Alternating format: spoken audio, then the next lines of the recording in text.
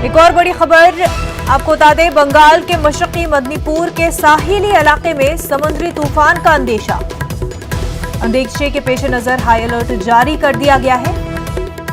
माहीगीरों और सयाहों को हिदायत जारी की गई है। 6 सितंबर तक समंदर में जाने से गुरेज करें।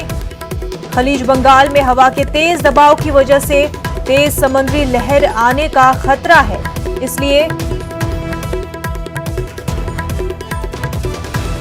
आपको बता दें, बंगाल के मशरकी मिदनापुर के साहिली इलाके में समुद्री तूफान का अंदेशा है और इसी अंदेशे के पेश नजर हाई अलर्ट जारी किया गया है। माहीगीरों और सयाहों के लिए हिदायत जारी की गई है कि 6 सितंबर तक समंदर में जाने से गुरेज करें।